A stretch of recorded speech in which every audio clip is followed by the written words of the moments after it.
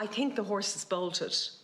And actually we have, you know, we're already in a place where society recognises suffering should have a choice in how an individual is obliged to either stay in a place of suffering, and I completely accept we need to, palliative care and everything like that needs to be increased, but we're already there. Now it's about how we make that as safe as possible, because we do have a framework. You know, we do at the moment. We don't allow assisted dying, but we do allow a refusal of nutrition. We do allow a refusal of medical intervention. We do allow all of that, and I accept the passive. You know, and they are, do you or don't you?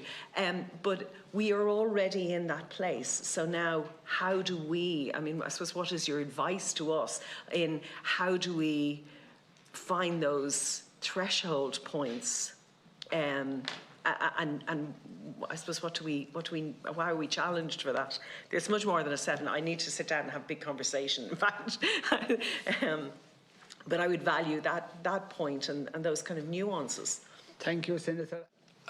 I think, and this goes to something that several people have said, I think it is really important to respect people's ability to refuse treatment, and that's because of the importance of consent. So consent is about what we allow to be done to us.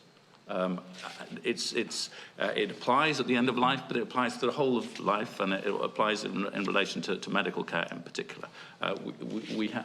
If the doctor's going to do something to me, then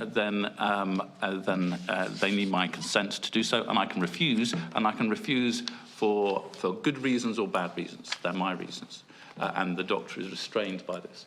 But if the doctor wishes to give me treatment, he or she should give treatment that the doctor thinks is in my best interest. And then that's why it's a different thing. Can dying on some occasions be in a person's best interest if their condition is not going to change? Well, so I think that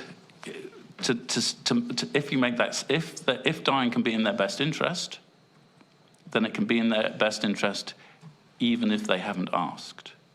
And that's a very big step. That's a very big step. So I think... So where we come to there is that consent is important. Consent is important. Once it's in their best interest. So consent is a veto, even if something's not in my best interest. It would be in my best interest to have this, but I'm saying no, and the doctor can't impose it. But if the doctor's going to give me something, the doctor should only give what the doctor agrees is in my best interest. And that's why it's a very different way. That's why so if they both agree, if the patient's consenting that they want to be given something to hasten death in the moment? But you've started to say that it's reasonable for a doctor, in some circumstances, to think that death is in the interest of the patient. And that decision, if that decision is allowable, that decision logically also applies when the person can't consent.